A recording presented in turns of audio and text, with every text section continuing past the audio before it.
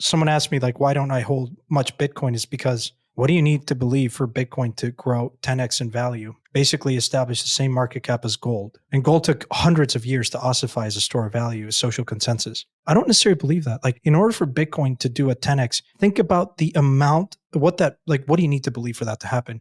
All right, everyone. So on Empire, you obviously know that we talk a lot about the institutions coming into crypto. And that is why we are super excited to share that we are hosting the Digital Asset Summit. We've hosted this since 2019. It's coming up in London, March 18th to 20th. Don't miss your chance to get ahead of the curve. You can get 20% off with code EMPIRE20. We'll see you in London. This episode is brought to you by the Chronicle Protocol, a cost-efficient, transparent, and decentralized oracle. Chronicle has developed a next-generation oracle primitive called Scribe, which reduces oracle gas fees on L1s and L2s by over 60%. You'll hear more about Chronicle later in the show. This episode is brought to you by Northstake, the secure and compliant staking platform for institutional investors. Northstake's ETH staking service lets institutions earn staking rewards while maintaining maximum flexibility on all of their capital. You can learn more about Northstake's institutional staking services by clicking the link in the show notes or that QR code that is on your screen right now if you're on YouTube. Now, let's get into the show.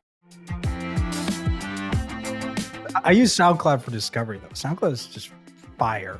I love these tracks for like an hour 30 mashups or just like ultra sets. This is gonna be super cringe. I know we already hit record, but I'll just say it anyways. So you're normally the cringe person, and I read the YouTube comments. I know I'm cringe. I've accepted it. Are you in the? And I also by the way, have you also seen that I have more followers now? No way. What'd you buy some bots again? I'm poor. And second, no. I've been tweeting a lot about Solana stuff, which actually I do want to go deep. I've been going very deep. But yes, I think I've gained a lot of followers. Right, before Solana, Solana Wrap Spotify Wrap just came out. Oh my god! And we had a bunch of people who had Empire as their top pod. So appreciate all you guys. If anyone comes to permissionless or DAS and Empire was you're a top 1% listener, we'll give you some free merch. And folks, for context, I haven't even gotten any merch. Like, I'm an investor in Blockworks, and I've been sitting in this goddamn chair since I left Verify. Here, so this is Blockworks does not have much merch, not because we're like, says the guy that has like Blockworks. Dude, I made this and paid for this with my own money. This hat I bought with my own money, not the company card, because we bootstrapped for the first 5.5 years. We were so cheap that we didn't even get t-shirts with the Blockworks logo printed on it for 5 years into the company. I respect that. I'm very bearish. Like, you could have shorted every single crypto company that was a premier sponsor in consensus. And they would have gone to zero. Like, it would have been a great trade. Like, companies should just not spend in merch. Like, it's just no. Yeah. Hire another. All right, so pull up your Spotify Wrapped. Let's see what you got. Okay. Well, I want to see the podcast section, which I haven't been able to find. This is how technologically incompetent I am, I guess.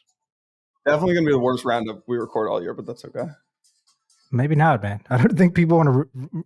We riff a lot about crypto, but there's other things interesting in life that are not crypto. Like, my life is very much crypto, but I listened to a lot of Jay-Z this year. Interesting. Jay-Z was number 4.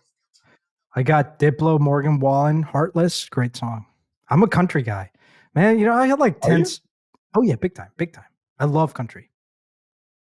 Like, I love EDM, like traditional house music, Avicii's of the world. And I also love just straight up country. Little Zach Bryan. Oh yeah. My top pods. Yeah. I went Jimmy back Allen. to Invest Like the Best after not listening to Invest Like the Best for a couple of years. Founders Pod. Oh man, my stuff is so basic. I got some Tay Swift. I like Tay Swift. All right. I can't share this actually. Mine are too basic. Well, like, it's like NFTs, man. What makes it You know what it is? not? I hate when people are very opinionated with your, when someone asks a question, it's like, what do you like? It's like, oh, you like house.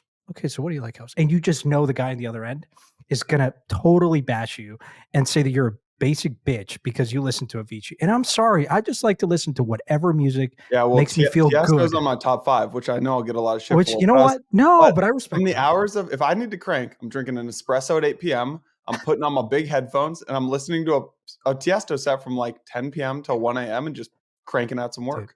Dude, you know how I survived DeFi summer? Where I was not sleeping, just yield farming? Oh. Just listening to house music. Oh, yeah. With these same headphones. This mashup like Avicii Ultra remix, the last one he did 10 times in a day. Like maniacally. 2015. Yeah. Like I know you can tell me what's minute 4 of this an hour 30 I have that with set. like Martin And Garrix. I'm like, oh brother. Minute 26, Usher comes on. I'm like, that's great. And and you know the best part now is Spotify has this DJ function, which I'm not like 100% sold on. Honestly, sometimes I'm like really mad at this. I don't like it that much. I'm like, dude, no, like what? No, really bad selection. But every once in a while, the shuffle works every so often. And that song that you haven't listened to. Stand up out of your chair. There's that song that always comes back. And it happens like once a week, right? We've got to be like in a long run or a long cycle or like driving or on a plane. You're going through this. And I'm in this phase now where I'm stuck. I don't have good music and I'm dreading it because I'm hopping on a 24-hour flight.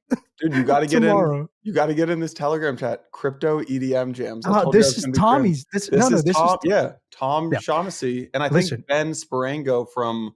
I love those two guys. One of my favorite people in the space, by the way, for different reasons. Tommy started this group in like 2017 or 2018. No, I'm part of the group now. Oh yeah, listen, nice. I went on Tommy's podcast twice or 3 times.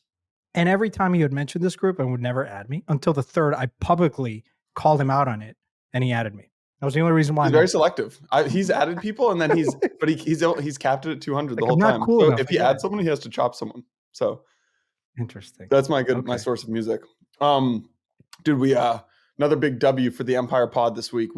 So DAS has these promo codes like Empire 20 and stuff. And we did a BlackRock one.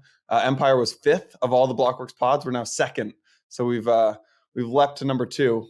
I'm hoping we're still not happy, by the way. I only take number 1. We're not happy, but give it a couple people need to use the code Empire 20 for DAS. And we'll leap to number 1. I'm confident. We need to give Mike and Mark Yusko like a glimmer of hope, that they can beat us, and then we'll skyrocket. Yeah, we'll make him feel like it's a competition, but it's really not. Exactly. So you just got off this Twitter Spaces. So Empire just did our first ever live stream. That was fun. I tuned into the end of it. I was on Amtrak, so I couldn't actually partake. But it was with Nick from Celestia. It was with the CTO of Aptos. Avery Chan. It was with Movement Labs. Rushi. Yeah. From Movement Lab. No, really, really great discussion. Look, I think the most important discussion that is happening in crypto right now, perhaps the most relevant, is this idea of modular versus monolithic.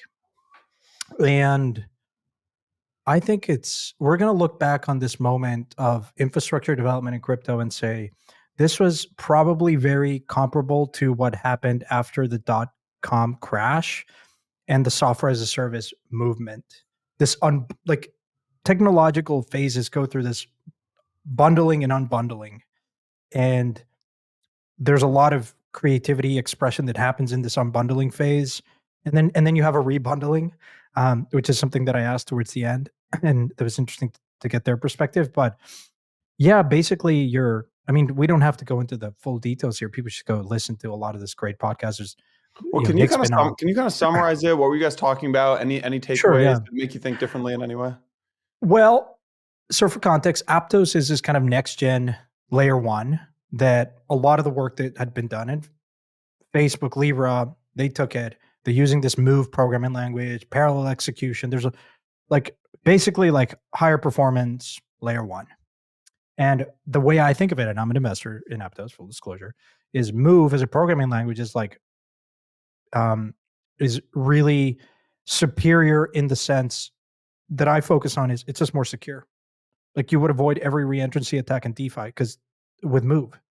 And that's huge, right? Because we keep like Kyber swap just happened, and it was like incredible how sophisticated these attackers are finding these bugs. And Solidity is not the perfect language. I don't think it will be the de facto language and the standard much farther down the line. It just has a benefit of network effects or whatever. But that's interesting. So we had him talking about, look, it's obviously like an integrated blockchain. It has some modular pieces to it, which I didn't fully appreciate. So he was on. And then we had Rushi on.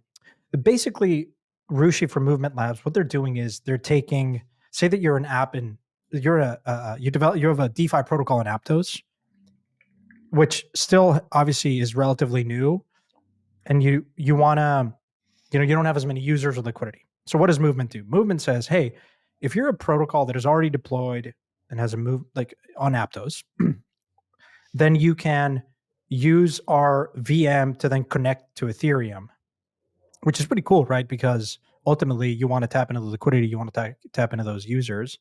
And so it allows for that, which is pretty cool.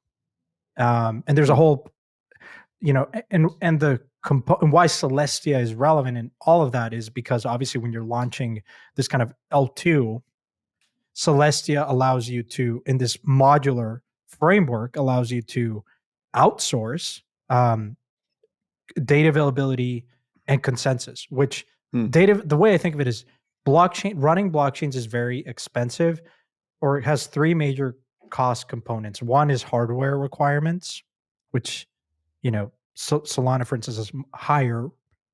Like running a Solana node costs $3,000 of hardware, give or take. Like a Alienware, like a very sophisticated computer with some GPU, whatever. Solana, like a Ethereum node, like it's $200, like it's a Raspberry Pi or whatever. So it's hardware, bandwidth, because obviously you're piping through a bunch of data, right, in every block. So that requires like fiber optic connectivity, and that has a cost, right? It's price per, unit of data that gets transacted, right? When you pay for your internet. And then the third component of all of that is storage costs. Like at some point you're going to, the state and synchronizing the state in these blockchains as they grow and propagate, right? And these, it's ever expanding, right? And so scalability is always at the heart of that. And what Celestia's come in and done is says, hey, we're going to specialize in data availability and consensus. And what data availability, they just pioneered this thing called data availability sampling, which scales sublinearly. So basically, like instead of every node having to reach consensus and settle, you need to make sure that all the transactions in a block are correct, and you don't have a double spend, right? You don't have, even in a parallel execution environment, you don't have transactions that may be conflicting, right?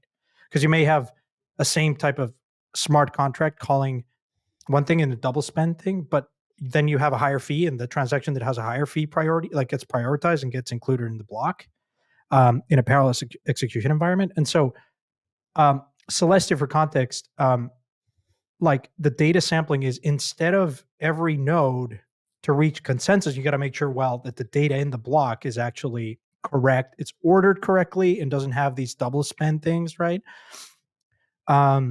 They allow you to, instead of having every node having to inspect and look at all of the data in the block, you're just sampling a small amount and probabilistically say, no, the data in that block is correct. We can reach consensus in a much cost-effective manner. And that's pretty huge, right? Because in Ethereum, even in L2s, like if you don't have this data availability sampling, it's pretty expensive. Like you can think of it like it's, if you increase the block size, there's more data in the block. And so it becomes one of these like pretty big unlocks in my mind. Yeah. For context, I was talking to a team that I'm an investor in. They're going to launch their own L2. And, we have hundreds now, maybe thousands of L2s. There's no stop in sight. And the cost, ultimately, if you're not using Celestia, you have to pay for that. You have to pay for like those data costs that you need to send back to the L1, ETH L1. like for every batching of transactions that happens, you ultimately just settle it and send it to the ETH L1. That has a cost which is pretty high.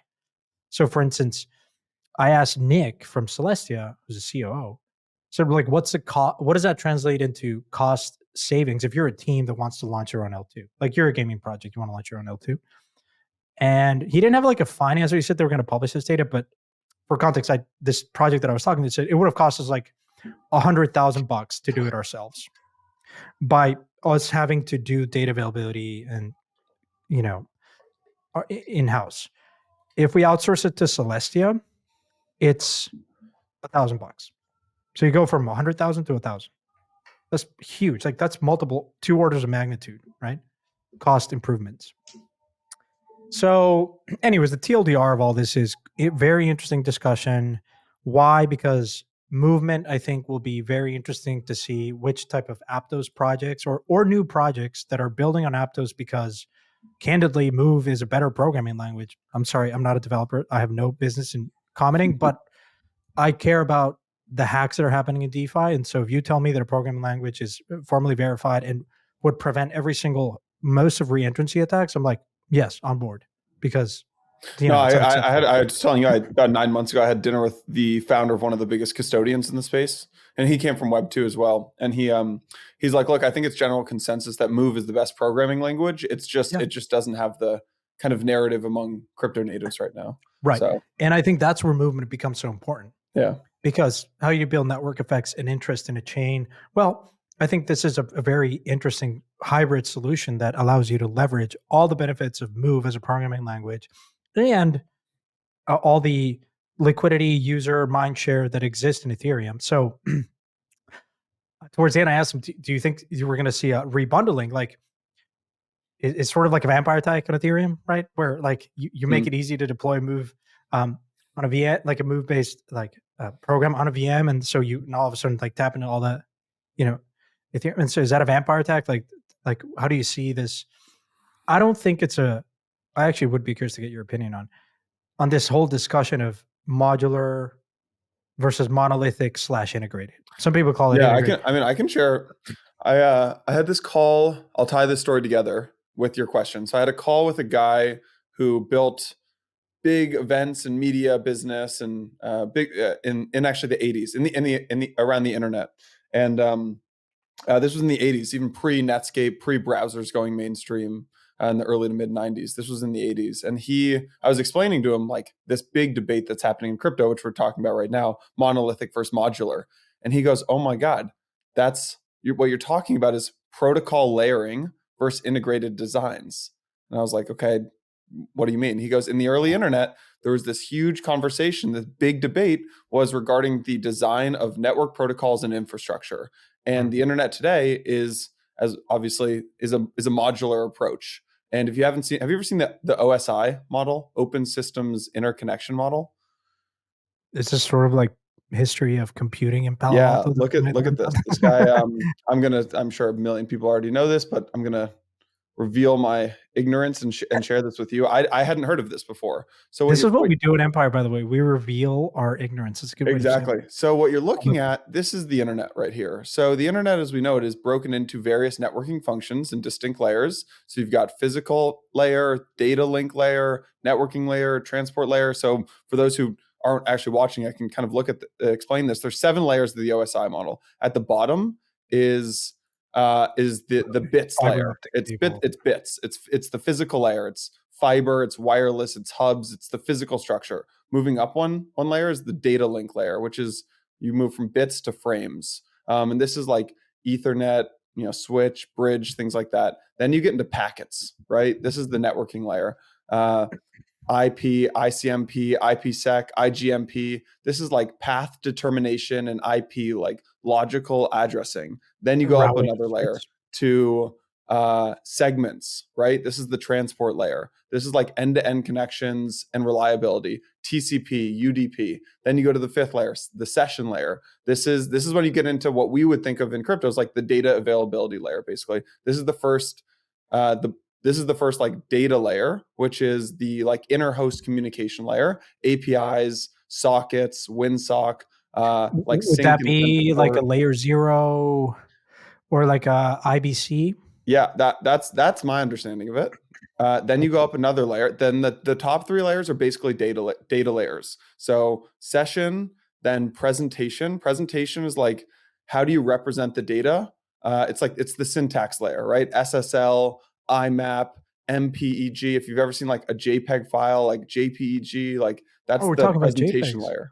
Yeah, exactly. This is Wow. NFTs, baby. And then the top layer is the application layer. This is the network process to application, right? This is the end user layer. And this is protocols like HTTP, SSH, DNS, FTP, IRC. Like this is the application layer. The most famous one's obviously HTTP. So I don't know. This is news to me that this thing exists. And I thought it was a really helpful framework to understand how the internet works today. Today, basically each layer is responsible for specific tasks, which allows for easier management, updating, troubleshooting, all these kind of things. But as this guy was explaining to me, there were all these like very intense arguments back in the 80s in favor of more monolithic designs where these functions would be more tightly integrated. And proponents of that argument argued that, these are his words, not mine, it would lead to more efficient and easier to implement systems at the cost of flexibility and scalability. And man, like here we are 40 years later and we're having the exact same conversations about protocols. So I just love Well, that framework. I loved hearing from this guy. well, it's fascinating. One, I unfortunately or fortunately wasn't around back then, but I've tried to go back and understand how the internet happened. That is actually the title of one of my favorite books is How the Internet Happened. And it's just a amazing kind of, um, archaeology of exactly what you're describing is how these movements came about and these discussions that were happening then that are so relevant and applicable to crypto.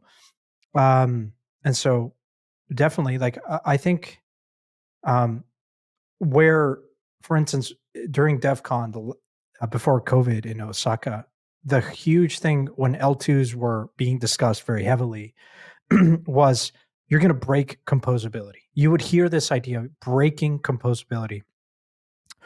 And I went to one of the, what I think is one of the smartest devs. He's super critical, like calls out bullshit. I love him.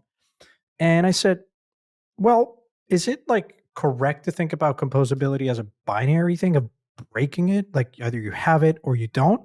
Or should we be more thinking about, is it a spectrum of the latency that you might have between these um, chains that, okay, it's not atomic, like, but can you introduce some sort of latency, at least today, before the infrastructure catches up, like IBC and stuff, where like where you accept some sort of spectrum. And I said, I got to think the internet went through this, where there's different standards, there's all this communication issues.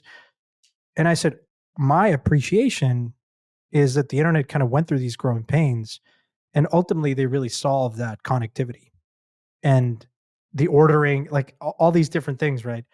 And he was like, I think I mean, he was like basically, agreed on that premise. Yeah. So maybe we should just have like a 80s system engineer. I mean, we should bring this guy We on the should pod. just I bring mean, this if you guy go on, man. back to this thing that struck me here, I'll pull this back up, is we talk about it in crypto, we talk about it is basically two ends of the spectrum. There's modular versus monolithic. And what this guy said is he's like, well, what are the hybrid solutions? Um, and he's like, the internet became a hybrid solution, right? It was very modular at the beginning. This kind of these 7 layers won out, but then it became this hybrid system. So if you think about like TCP/IP, for example, that's an integrated protocol suite. These protocols are part of this like layered architecture, which is actually more modular in design, but the entire stack isn't modular, right? Or like CDNs, right? Content delivery networks are this like hybrid model where you've got kind of decentralized distribution, which is a modular trait.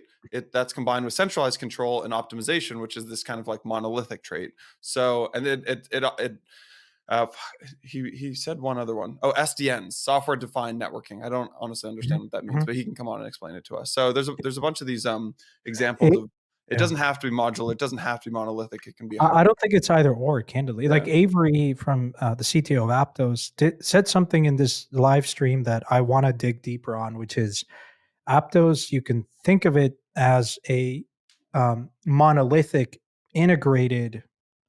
I think integrated it becomes a better word because I'll tell you why. He said you can think of it as Aptos as a like Ethereum, like monolithic, like Solana, monolithic. But he said there are things in our stack that make it modular, including DA. And so I think there's when he said that, I bring it back to what you just said, which is um, I think integrated, and I've heard other people advocate we probably should be using the word integrated. Yeah. Because within that integrate, it's really how you package it up, where at different points, the integration may be, and I'm maybe saying something that is incredibly dumb, but I'll say it anyways.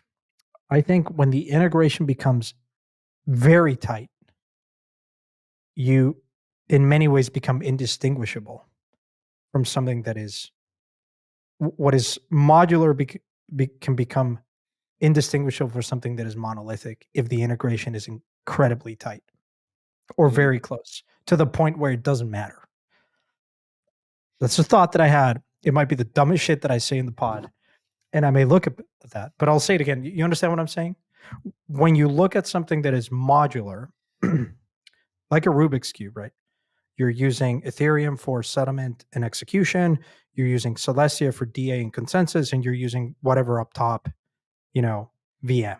You could use like whatever, like, movement, SVM like Eclipse, and a whole combination. So you have these permutations in the Rubik's Cube.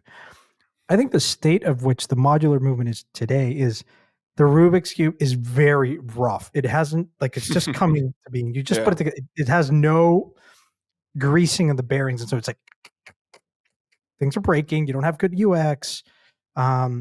These things are not like very well integrated yet. So you need a systems integrator to come and build the connectivity layer between and make that movement more tightly packaged.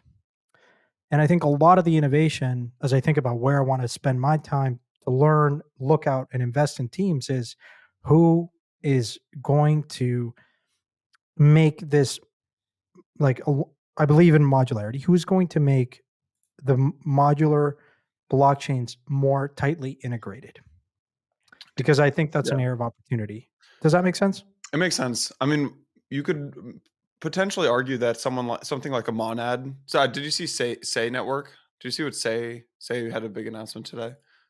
We can look at it if you didn't see it, but something like Say or like Monad are kind of sitting in between, are more like these hybrid models. Sure.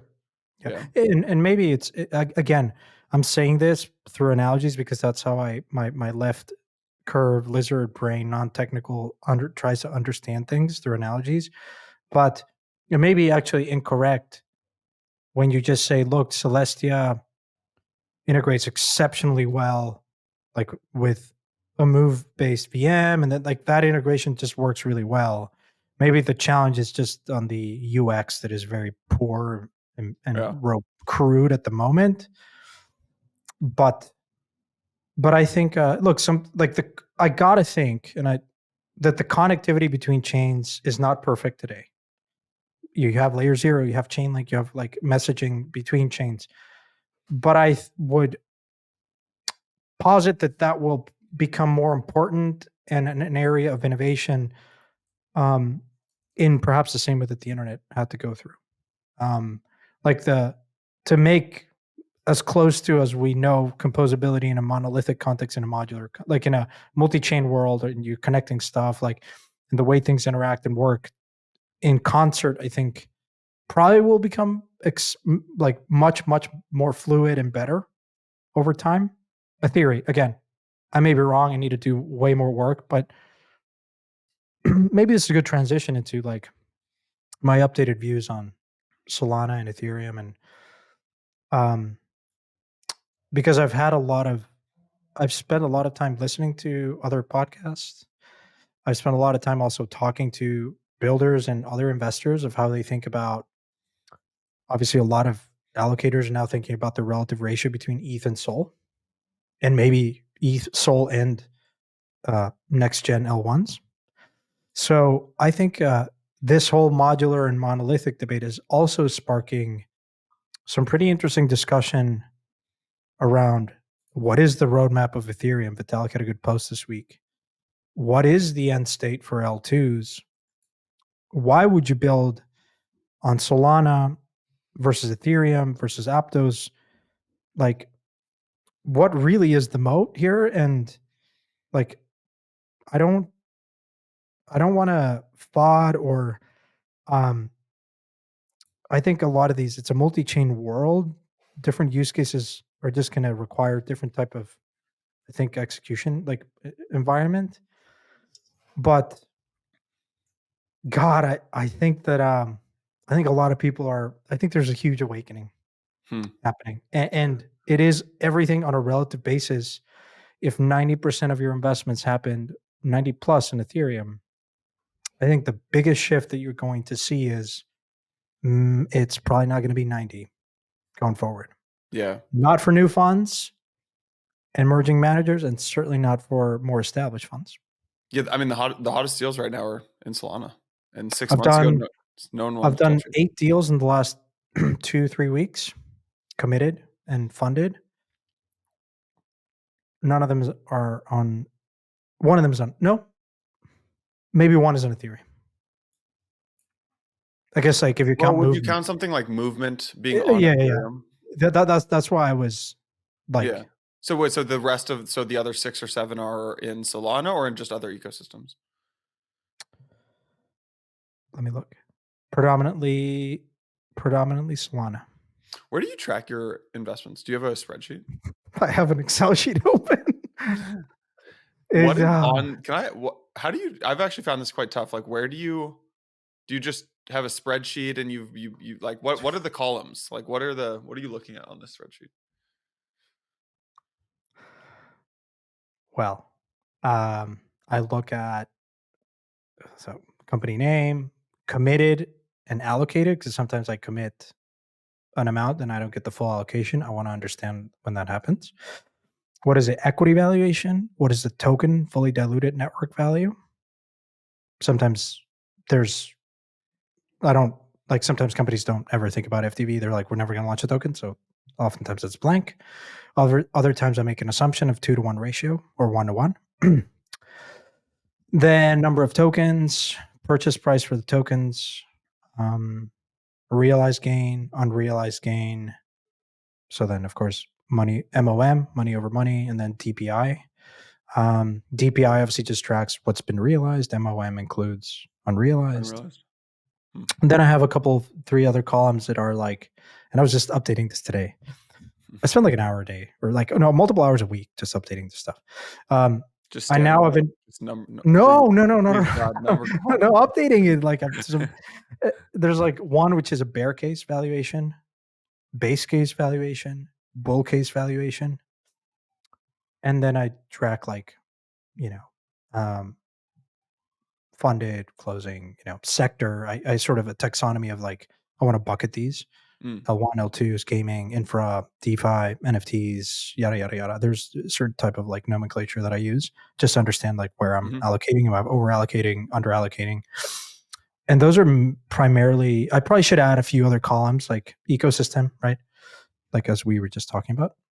I would say the most interesting one, which I've added actually today, and it ties back to a discussion that you and I were having around positioning the portfolio, is I think even if you're not a professional money manager, no matter what, it is incredibly important to have a fan of returns and assign some sort of probabilities, right?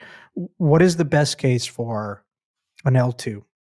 What is the bear case? What's the bull case? What's the base? And then it's not to say that that's going to be set in stone. I think it's just a reminder of when you underwrite and make the investment.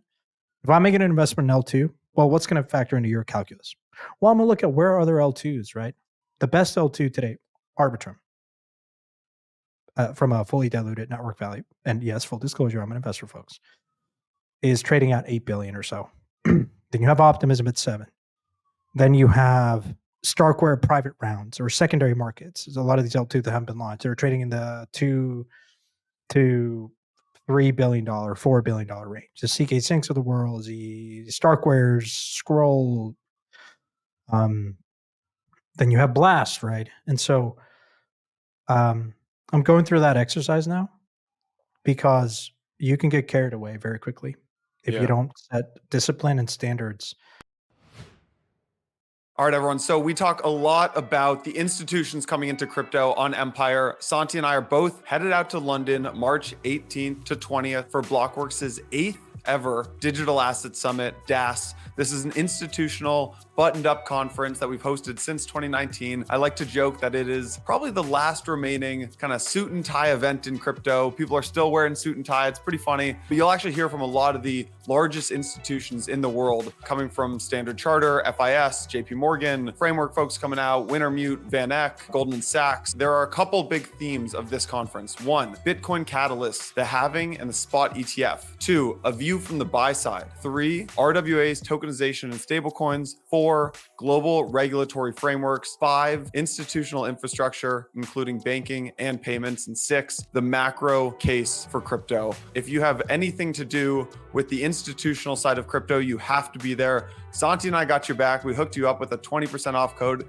It is Empire20. There is a little competition running internally at Blockworks to see who can drive the most number of tickets. So help Santi and I out. Register with our code and you get 20% off. That is Empire20. This episode is brought to you by the Chronicle Protocol, a cost-efficient, transparent, and decentralized oracle that gives protocols verifiable on-chain data. For the frequent listeners of Empire, you know that we talk a lot about MakerDAO. Well, Chronicle Protocol is a novel oracle solution that has exclusively secured over 10 billion in assets for MakerDAO and its ecosystem since 2017. And for the first time ever, Chronicle's oracle services are now publicly available. Why should you use Chronicle? It's simple. Chronicle offers a 60% reduction in gas fees versus all of their leading counterparts. Also, super cool, they have unparalleled transparency when it comes to oracles. Chronicle offers a dashboard that allows anyone to track the genesis and trajectory of the data it provides. This is the first time ever that an oracle has made all of its data verifiable, setting a new standard for the accessibility of on-chain data. Endorsed by a network of the most revered validators, including Etherscan, Infura, Gitcoin, DYDX, and MakerDAO, Chronicle is the epitome of security and reliability in the Oracle space. It's time for a paradigm shift in Oracle development. You can learn more about Chronicle at chroniclelabs.org. Big thanks to Chronicle for sponsoring Empire. Today's episode is brought to you by Northstake, the secure and compliant staking platform for institutional investors. Northstake is purpose-built for institutions that want to enable the ability to move in and out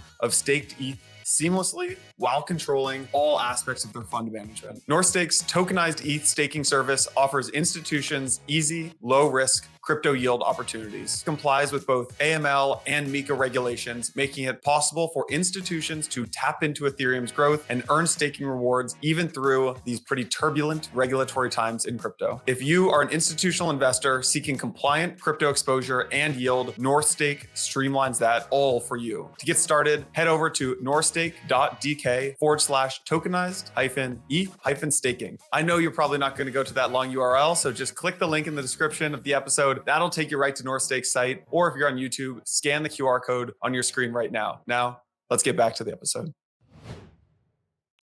When I first invested in something like Ethereum, like you come from a mindset of saying, like, did I ever imagine that that was going to be a 200 or $300 billion network in, what are we, like year 8 of development?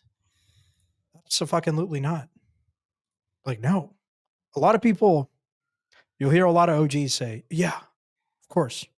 So obvious. I'm like, dude, I remember the early meetups and I don't, like, just look at yourself in a straight face, because you're not doing, at the end of the day, the only person you're fooling is yourself, because it's okay to update your model. Like if you're seeing all these traction, and for instance, if all of a sudden we start seeing way more funding into Solana, well, Solana's going to flip Ethereum. There's a version of this next cycle where Solana flips Ethereum, and I think it's a greater than 25% probability. Sorry, you think it's a 25% probability that Solana 20% probability that Solana flips Ethereum. Like, I don't want to say this cycle, but there is a version of this world where Solana flips Ethereum.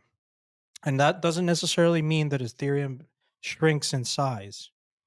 I think that Solana just uniquely enables different use cases that introduces way more usage, utility, therefore value. And there is a version where Solana and Ethereum are trading at the exact same FTV, and there's a version where Solana trades at a higher FTV. Is it more okay, if that were to happen, is it more about what Solana got right or what Ethereum got wrong? Ethereum, no, what Solana got right, because it's a very interesting question.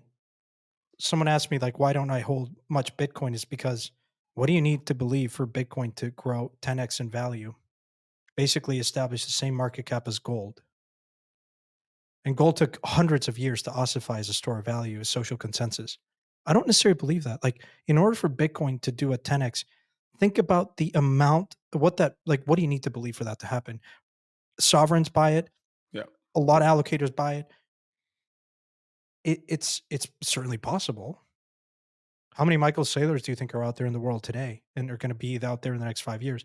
Look, I'm always amazed by how like quickly technology, especially in an open source context, especially how connected the world is. It is just mind blowing and fascinating how Nvidia went from nothing when we're all tracking it in crypto to a trillion plus company.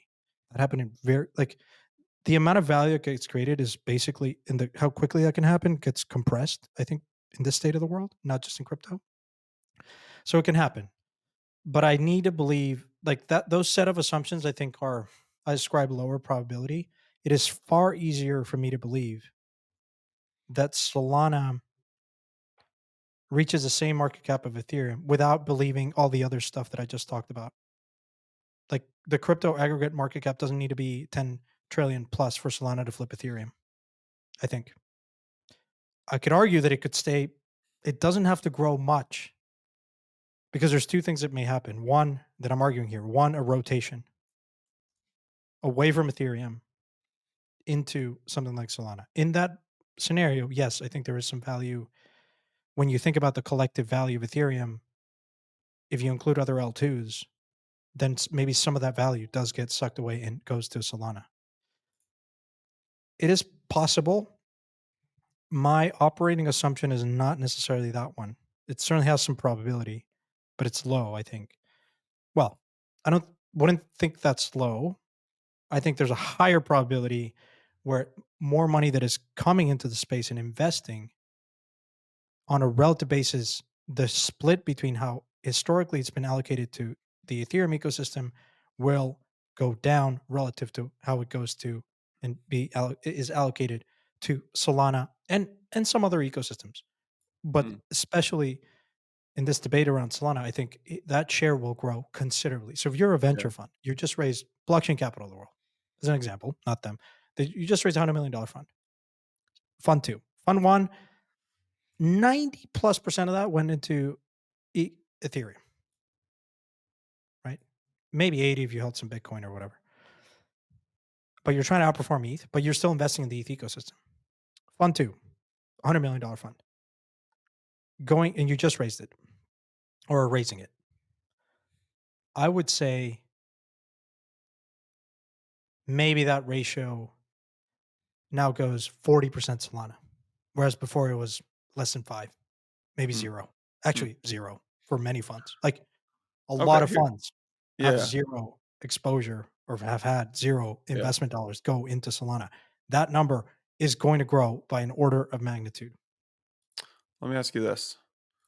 How okay, if that's your thesis, how much exposure do you put on how do you play that trade basically? Do you buy Solana? Or I mean, we've been, just Sure. on Telegram talking about Solana NFTs. Depends on Um, what type of investor you are. you specifically. Me? Well, Yeah, like it's not like are I'm private you markets. yeah. I'm certainly I've entertained the idea of selling all my ETH and buying Sol. I've entertained Selling it. all of it. I've I will entertained it. say someone called me last night and also brought that up. I've entertained it. Yeah. And I was listening to this. I've been just maniacally listening to everything that Anatoly has said in the public record and tracking his progress. And I think I had a big insight this week.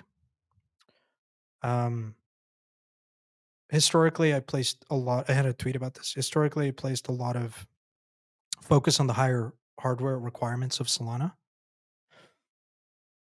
But I think it comes from a point where if you truly believe that we are solving problems that need to be solved and people therefore are willing to pay for it, then hardware becomes irrelevant. And to this point around the cost of running a blockchain hardware, biggest criticism for Solana, it's an order of magnitude higher than Ethereum. Meaning, what does that actually, it just becomes more expensive to run a full node. And so it discriminates certain people. Where Ethereum, anyone can run a node with a light client, with a Raspberry Pi, it's $200 versus 3,000.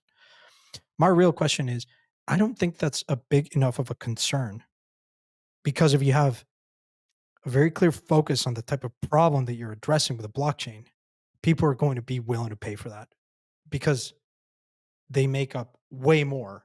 And the problem, if you're solving a real problem, there's a ton of margin. And what does that mean for Solana? You hear Anatoly talk time and time again. He was developing some algorithms. Anytime he had an edge or found some alpha, he will receive the data ever so slightly slower. In financial markets, there's this latency of data. There's a great movie about people getting closer and closer to the stock market to be closer, right? That's bandwidth. That's another component of cost here. And they would get closer because if you receive information before someone else, that's MEV. Like you can do MEV. In Solana, they are very focused on solving that, which is for me, I see a team that is very focused in product market fit in a very unique problem that they're trying to solve. And that's why I think you've seen a lot of DeFi founders excitement from people that in TradFi coming into Solana and saying, yeah, when you have a globally synchronized state machine where information is propagated with no one has an unfair advantage, that is incredibly valuable to the point where, yeah, you're going to pay the hardware, right? You're going to pay the storage and you're going to pay the bandwidth because there is so much more value in getting to that state, right?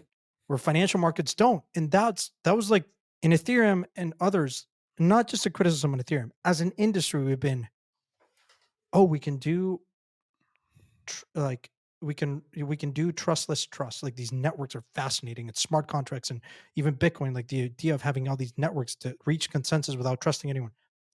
Mind blowing. I study game theory. To me, it's a new chapter of game theory. Incredibly exciting and novel and like holy shit moment, right? But the approach has always been, let's decentralize. Let's just but what does that fucking mean? Like what does it actually mean? Like what product? And okay, DeFi is great, but when there's latency or there's really like you can't build a centralized order book model in Ethereum. You can in Solana. You can do micropayments in Solana. I'm not saying that every single application lends itself to Solana, which is also the other point. I think they've been very opinionated Mm. on the type of things that are going to work in Solana, and that's okay. It it's not going to capture it all, but I don't think it's a winner. One chain to rule them all world. Anyways, does that make sense? It does. It does. What got you to change your mind about I heard Solana? Anatoly say the same thing 3 times in 3 different podcasts over 3 years, Hmm. and I was like, okay, yeah, that's a clear vision. And then, of course, oh, we can unpack this a lot. I was just having a great, fascinating discussion with Logan from Frictionless Capital. Yeah, yeah, yeah. Yeah, great guy. Like, we should probably have him on. He is probably one of the guys that, because I funny enough, think that the best investors in crypto articulate the technology and the value proposition better than founders, most founders. Um, and he's probably one of them. Like, he's very deep and he understands these things very well. Mert on Lightspeed, shout out, also very good. They're rare people that like have that skill. Um, but also the other thing that changes, I heard Anatoly. It was a podcast that I was on with him. It might have been here, or I got invited to Bankless with Vasily from Lido to talk about because they were like getting criticisms of like they're just so ETH centric. I was like, all right, well, let's have a Solana discussion. We didn't have the team, but we had Vasily from Lido, and there was just a couple of things that were interesting. Like, for instance, dynamic fee markets are probably the most important and will be the most important thing to scale these blockchains. Hmm. Like you can talk about parallel execution, interesting for sure. And you could talk about the different ways that you can do it, like deterministically or optimistically. I have a very specific view that I don't. I'm getting a bit technical, but I don't understand why you would use optimistic parallel execution. I just think deterministic, while it places more burden on the engineer, specify very clearly what the smart contract or what app that they're doing at the smart contract layer, what it can do. Whereas optimistic, the engineer doesn't have to do that, but with um, deterministic, like you do. So it's a bit of an overhead from an engineer perspective, but like then that solves a lot of issues because if all of a sudden you know that there's a smart contract, for instance, with payments, when you're sending USDC, it's super simple. Like it's not like this crazy abstract like smart contract. It's like very simple sending. So if an engineer explicitly says my contract's only made for payments, for instance, Venmo on chain, well, that's just very explicit. It's a very like dumb smart contract. It's so that's a deterministic parallel computing environment that Solana and Sui has. You have optimistic, which Monad Aptos say some of the Ethereum maybe can do this with access list, but I'm like, well, okay, like the issue with that is when you're trying to do the ordering of transactions and making sure that there's no like conflicting, right? It becomes incredibly hard to like parse through conflicting transactions. It just becomes easier in a deterministic environment because when you're sending money, boom, easy. Like you can the finality for that and again, the finality is faster, but more importantly, you can do more dynamic and better price discrimination on fees because then all of a sudden you're like you can set what I'm trying to say is maybe it's just too nuanced, but like I'm of the opinion that any infrastructure debate, perhaps the most important thing now is understanding how these different three cost components of blockchains are going to look over time. Because scalability is a very like TPS, all this stuff is it's like TVL, right? But I think if we really dissect, it's like, all right, what is your hardware cost requirements going to look at when you have millions of applications and millions of users? Certainly TPS like is not a standard. It's not standardized yet. Every project claims that they have the highest TPS. So Right. for me, that's just like it's a bullshit metric until we have some reasonable standard. But it's really, I think it's broadband and low credit. Shout out to low, like broadband probably would become one of the most important and highest costs of blockchains, not hardware. And of course, the most important thing is like how many people are actually running full nodes, not light nodes, full nodes, because then you can look at the Nakamoto consensus and say, okay, well, there's 20 different full nodes in Solana versus maybe two in Ethereum. So while realistically it's much cheaper from a hardware perspective to run a node in Ethereum, no one's doing it practically. No one's running a fucking node in their kitchen. Like no one. But if you have sophisticated players that are like jumps of the world, say, wow, an environment where data syncs in real time and you can build all these different incredible applications like a centralized order book model and a perp on chain, there's huge fees that can be extracted from that. Yeah, I'm going to pony up the hardware costs, and yeah, I can probably stomach the bandwidth costs. Um, so, anyways, I'm like deep on this. I'm like, of course, like not articulating this in the best manner, but um, I think over time people will have this awakening.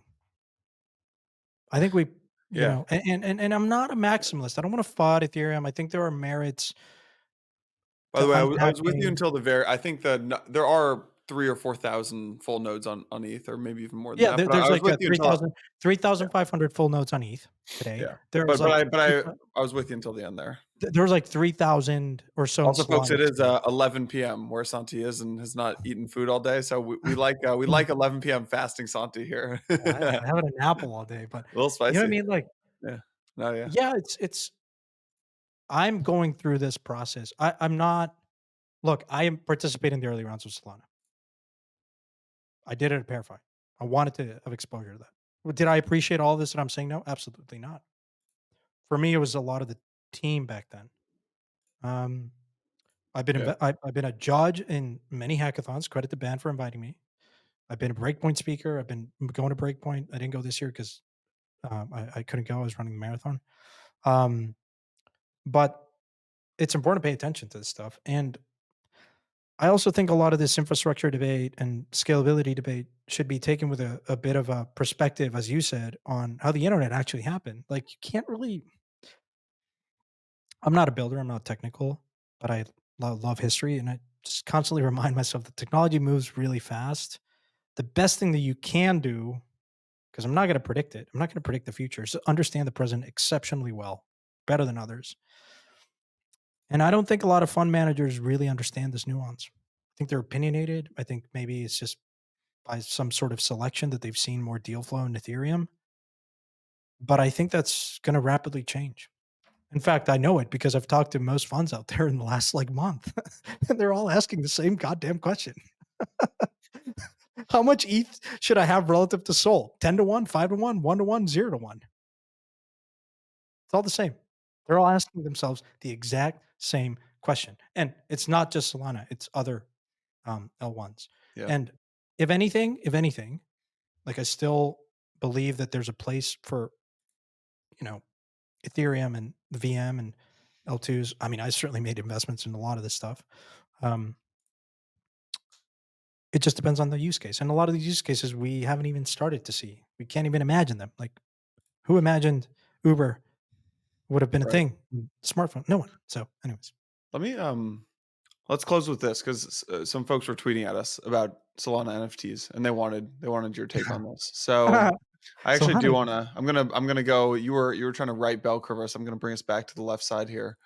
If you look at Mad Lads, they are they were sitting at 45 to 50 soul back in, when is this? 2 weeks sir, ago. you for everyone that is not looking at video, I'm just gonna say, Yano is doing technical analysis on NFTs on Tensor. Man, I No, love I'm it. just looking. This No, is I'm a not. I'm bull just looking at the market. price. This is I what a don't know how bull to market use. looks like. I don't know how to use Tensor. This is the only way I do. I You click the show, pro version. Bollinger Bands and Yeah, Fibonacci yeah. We hit the 61.8 resistance. Fibonacci number. Wait, is MATLAB hitting resistance? Definitely is. No, We're hitting there's resistance, baby. Yeah, exactly. No, a lot of support on this one. Look at those Bollinger Bands. No, all I'm saying is moving average. if you think that Sol is gonna rip, and you wanna, How I do know you you do like you yeah, your do you buy Sol or do I you know you buy like your Ethereum? derivatives, right? I'm out here just going long Coinbase and you're doing like triple, quadruple, whatever, backwards You're probably flips to outperforming buy me, this but I thing. had lower risk on the strategy. Um, why not just buy, what is it, Quex or whatever, or I got Quack? an honorary quack. Yeah, Shout Quacks, out to yeah, the Mad quack. Lads or Tensorians. Like, why not? Like, that's basically a levered bet on Sol, or maybe you are as well. It's really a I question, like Santi, look, about what. I'm not actually asking about no, Solana how do you NFTs here. outperform, right? I'm asking Do you about buy how do the you think about buying yeah. NFTs? Look, Yes. this goes back to the, value accrual.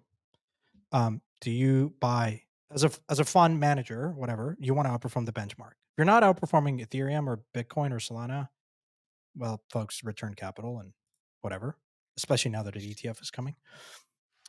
So I think it's certainly now as well as a I still do as I consider myself a professional money manager, even though it's just my capital. Like, I want to have the same discipline and structure.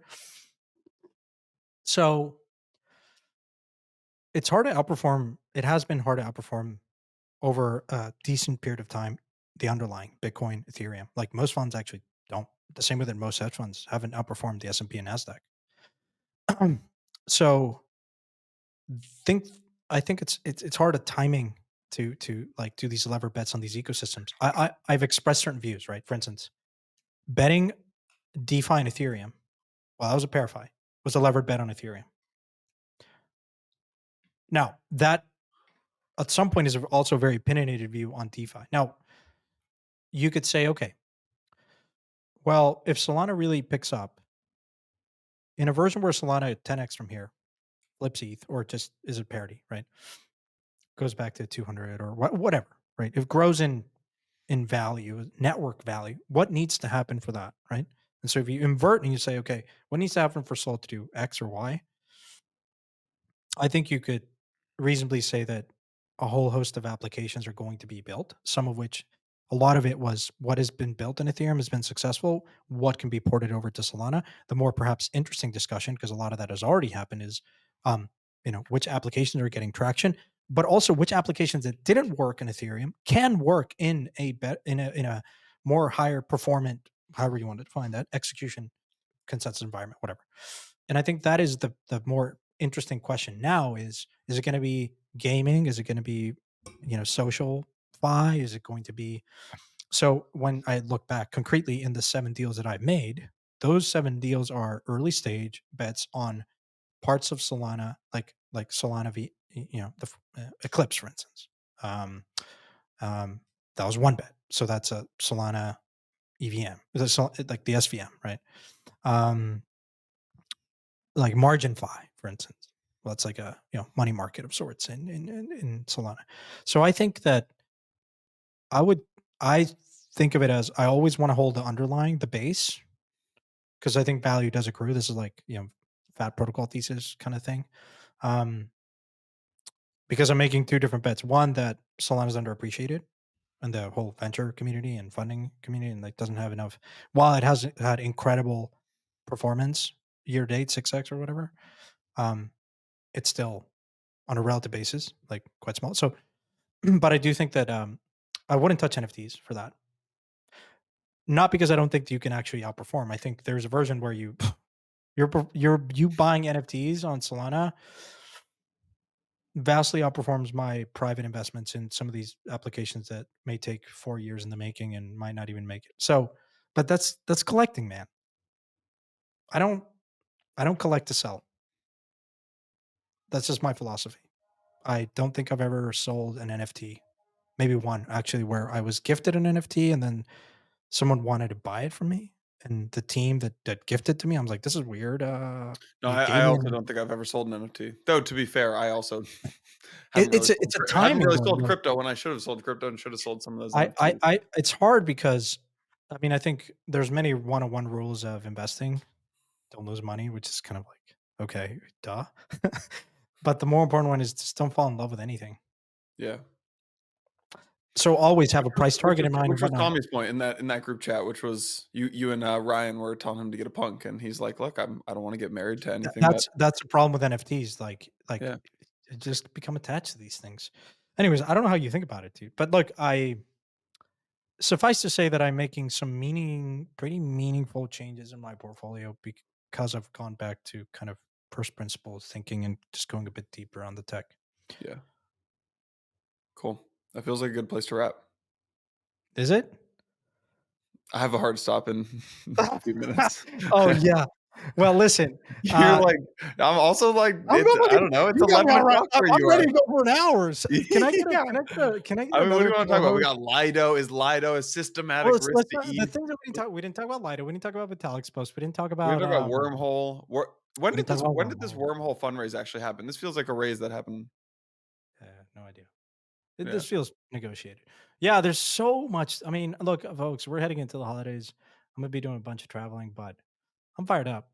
There's a lot to talk But about. we don't got holidays yet. We got 3 weeks till the holiday. We got 4 weeks till the holidays. Don't try to get off this easy. It's like, is it that speaking? We have to round it with Spotify, of course, which is two things. One, I want folks to drop their year in review, and hopefully, we see Empire. Only if Empire was on there, for sure.